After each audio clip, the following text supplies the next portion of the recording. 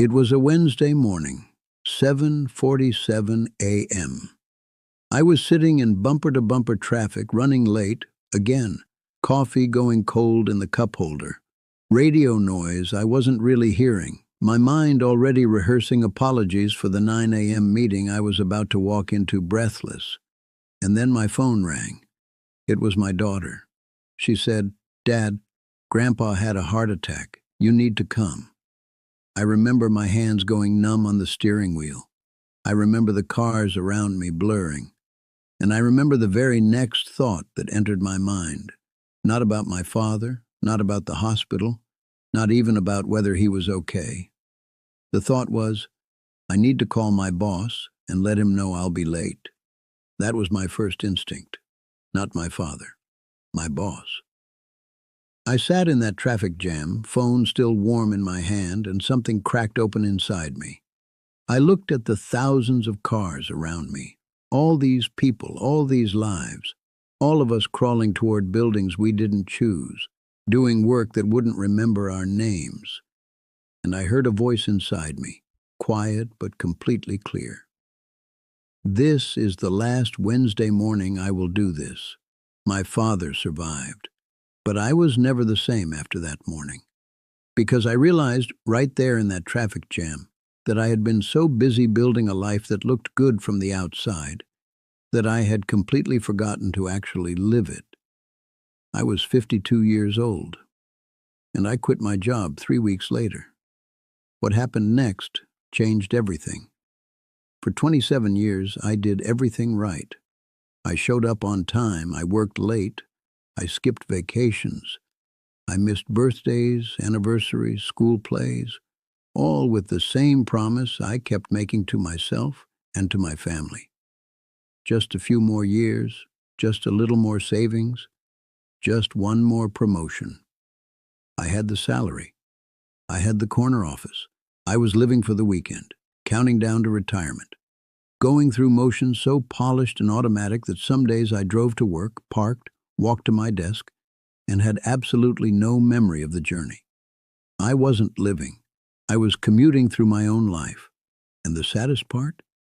I had been doing it so long I had stopped noticing. After my father came home from the hospital, I visited him.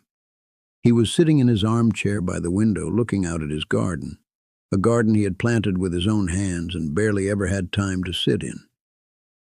He turned to me and said something I will carry with me until my last day. He said, "Son, I gave them 35 years, good years, my best years, and they sent flowers when I retired. You know what flowers mean? They mean it's over." He wasn't bitter. He was just honest. The way people become honest when they've been frightened enough to drop all pretending. I drove home that night, and I sat at my kitchen table for a long time. I pulled out a piece of paper and I wrote down one question.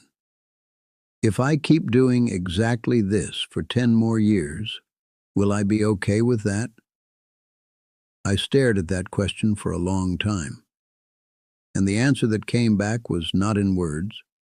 It was a feeling, heavy and hollow at the same time. That was the moment I knew. I want to be honest with you, because I think honesty is the only thing worth giving here. I was terrified. At 52, most people don't start over. They maintain, they protect, they manage their disappointments quietly and call it wisdom. Every voice in my head was screaming, "You're too old. You don't have enough saved. What will people think? What if you fail?" My friends thought I was having a breakdown.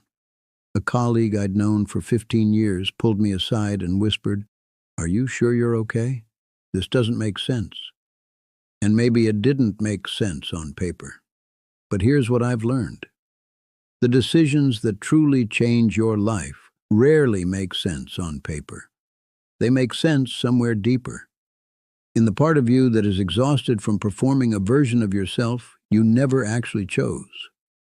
So on a cold morning in February, I walked into my boss's office, set my badge on his desk, and said 2 words I had been rehearsing and dreading and dreaming about for years. I quit. And I want to tell you, It did not feel like a movie moment. It felt like stepping off a cliff in the dark. The first 3 months were the hardest of my life. I woke up at 6 a.m. out of habit and had nowhere to go. I sat in silence in my kitchen, and some mornings the doubt was so loud I could barely breathe. There were weeks I almost called and begged for my job back. But something else was also happening, quietly, underneath all that fear. For the first time in nearly 3 decades, I was present. I cooked breakfast slowly and actually tasted it. I took long walks with no destination and no schedule. I called my mother, who was 79 at the time, and talked to her for an hour on a Tuesday afternoon just because I could. Not because I had 5 minutes between meetings, because I had time.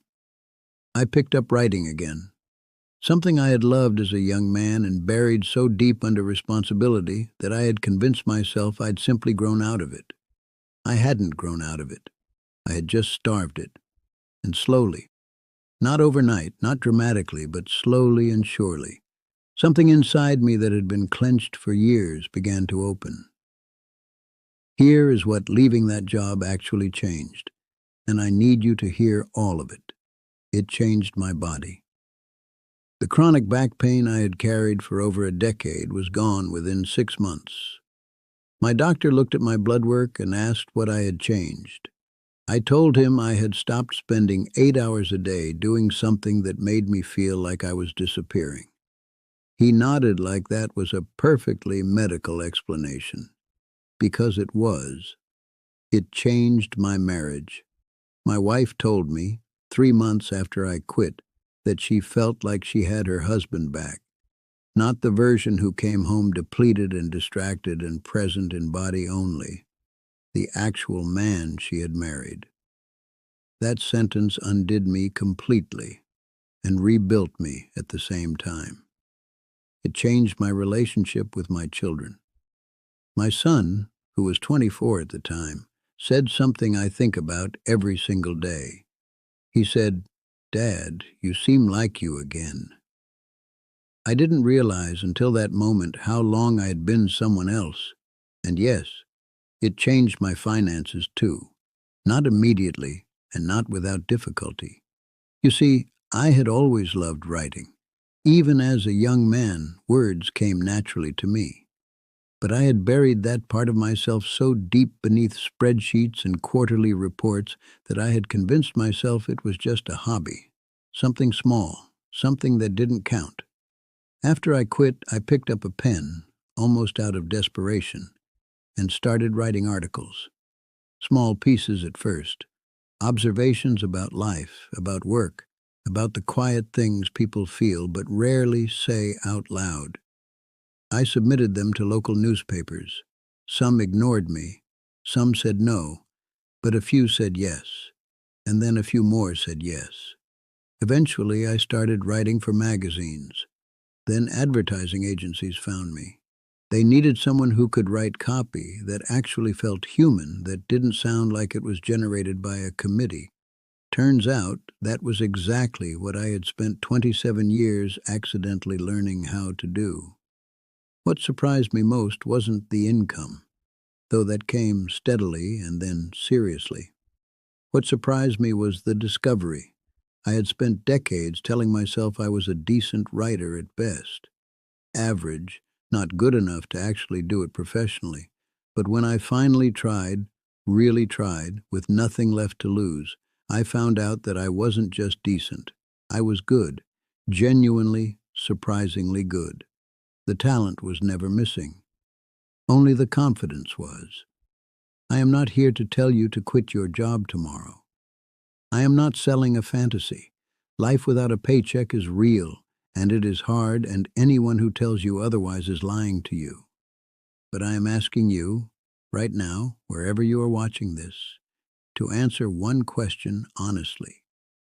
If nothing changes, if you keep doing exactly what you are doing, the same routine, the same Sunday dread, the same someday you keep promising yourself, will you be okay with that? Sit with that question. Don't answer it for me.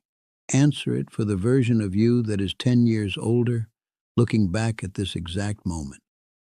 If the answer is yes, then you have found your path, and I mean that sincerely. Not every life needs to be blown apart to be meaningful. But if something in you just tightened when I asked that question, if something quiet and certain said no, then please, I am asking you, stop muffling that voice. That voice is not a crisis. That voice is not irresponsibility. That voice is you, the real one, the one that has been waiting patiently and painfully for you to finally stop being so afraid of your own life.